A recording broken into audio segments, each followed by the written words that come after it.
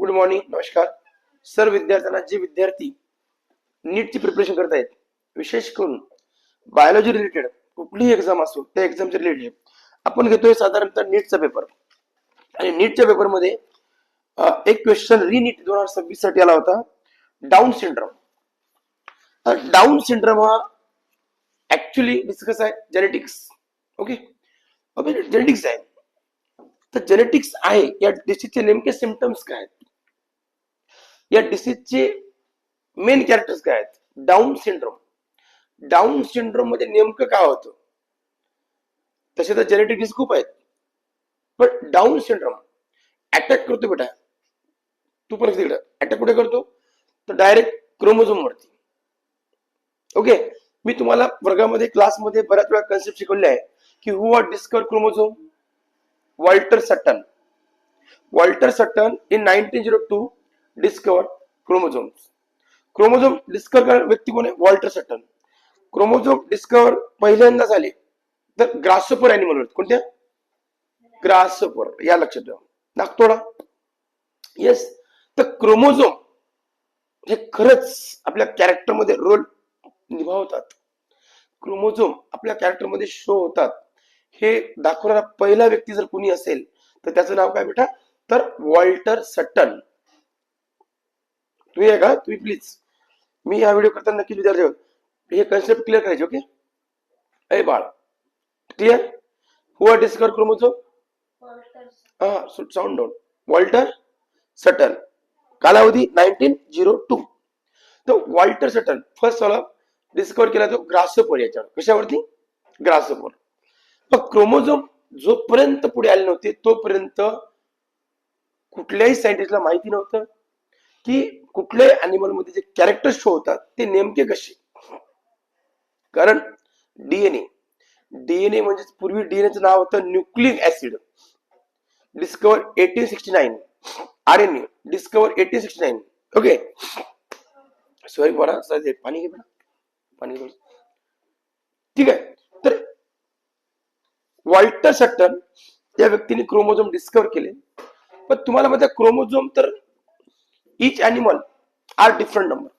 Okay, प्रत्येक animal वेगळे number आहेत.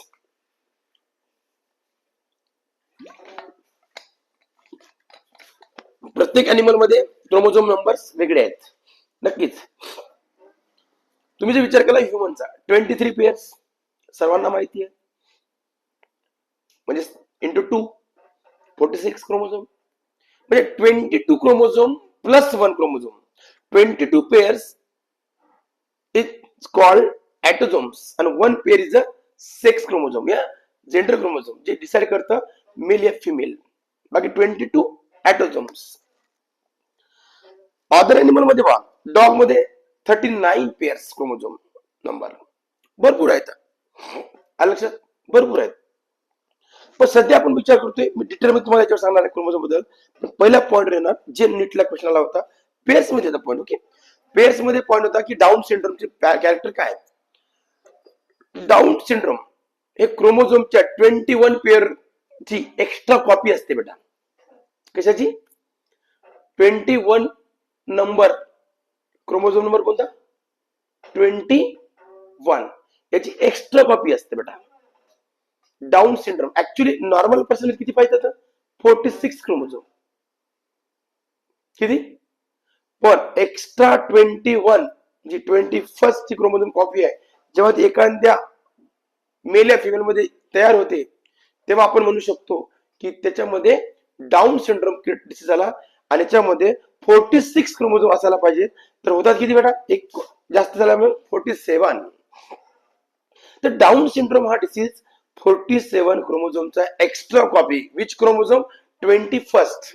मी रिपीट करतोय, आपला व्हिडिओ बघत असताना किंवा मी पुढे विद्यार्थ्याला शिकवतोय, हा रेकॉर्ड का करतोय, कारण सकाळी आपण साधारणतः शूट करतोय. हा क्लास 5:15 आहे, तर सकाळीच क्लासमध्ये ऑलमोस्ट कारण नंतर वेळ मिळत नाही. आणि ती माझी पॅशन आहे की रेकॉर्डेड असावं, फक्त एज्युकेशन पर्पज, बघ कुठल्या याच्यामध्ये उद्देश नाही.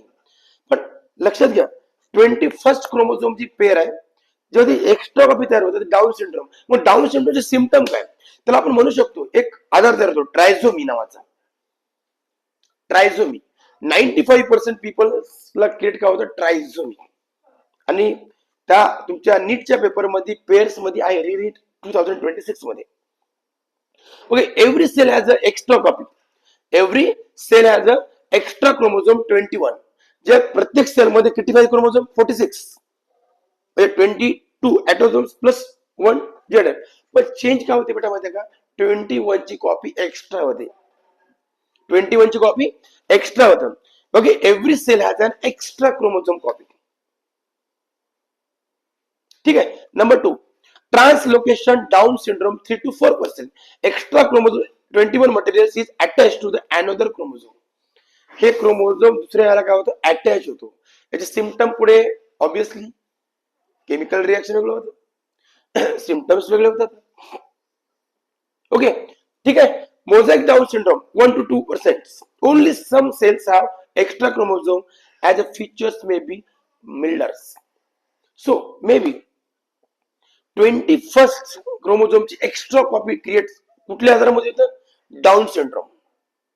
मग कॉमन फीचर काय पीपल मध्ये, people with Down syndrome may have, number 1, सबसे बेकार आणि सगळ्यात वाईट आणि सगळ्यात खतरनाक हा आजार काय, तर मेंटली डिसॅबिलिटी असते बेटा. एखाद्या समाजामध्ये आपण एखादा मॅड व्यक्ती बघतो ना, कमी ऐक्यू व्यक्ती बघतो, मंद बुद्धी व्यक्ती बघतो, तो त्याचे एक्झाम्पल असतं.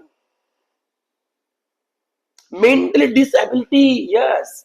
इंटेलेक्च्युअल आयक्यू किती, आयक्यू 80 to 120 मध्ये नॉर्मल पर्सन कन्सिडर केला जातो.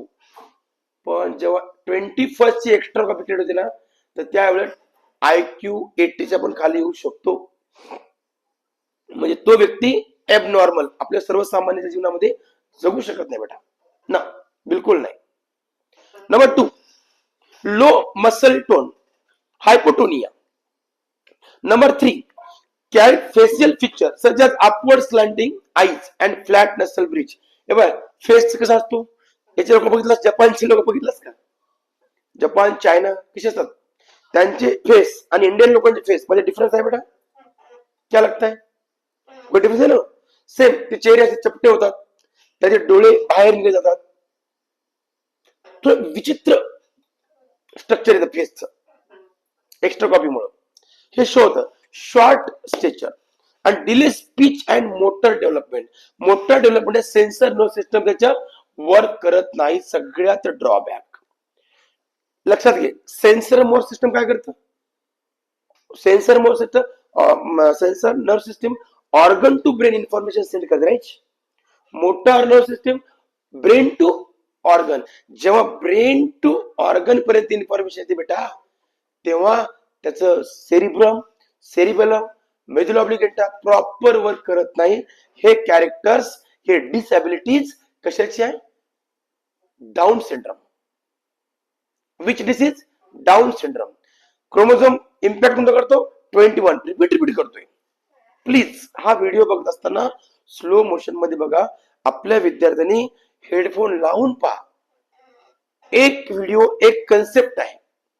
पण जेव्हा नीटला 90 क्वेश्चन आलेले असतात, 90 प्रश्न आलेले आहेत, लक्षात घ्या, 90 क्वेश्चन म्हणजे भरपूर क्वेश्चन आले, तर 90 कन्सेप्ट आहेत. त्यासाठी एनसीईआरटीचे साधारणतः 32 चॅप्टर आहेत, 32 लेसन्स. ठीक आहे. तर डाऊन सिंड्रोमचे हे त्याचे कॅरेक्टर्स आहेत. सॉरी, ओके, ठीक आहे. काय काय सांगितलं त्याच्यावर बरंच फोकस करा, कारण इम्पॉर्टंट टॉपिक आहे. मला क्युअर करता येतो का रे आपल्याला, त्याला मॅनेज करता येतं का. There is a no cure. हा डिस्कस आहे, नो क्युरेबल. ट्रान्सफर कशाला, जेनेटिकली झालेला आहे. बाळ आईच्या गर्भात असताना, युट्रेस मध्ये असतानाच तो मदर टू फिटस ट्रान्सफर झालेला आहे, पॅरेंट टू फिटस ट्रान्सफर झालेला आहे. So no cure. एकदा का तो बाळ जन्मला, त्या लाईफ मध्ये त्याच्या हा आजार कधीच कमी होणार नाही. ही डिसॅबिलिटी आपल्या लाईफ टाइम मध्ये पुढे त्याच्या जीवनामध्ये ते पुशअप करत जाईल, ढकलत जाईल. पण डाऊन सिंड्रोम, प्लीज इम्पॉर्टंट दिसते. But early and ongoing support can greatly improve development and quality life. Suppose एखाद्या डाऊन सिंड्रोम झाला तर त्याचा आयक्यू वाढू शकत नाही, मान्य आहे, पण प्रॅक्टिसने काही गोष्टी त्याच्या जीवनामध्ये बदल करू शकतात. Okay. Practice man is a perfect man म्हणतात ना.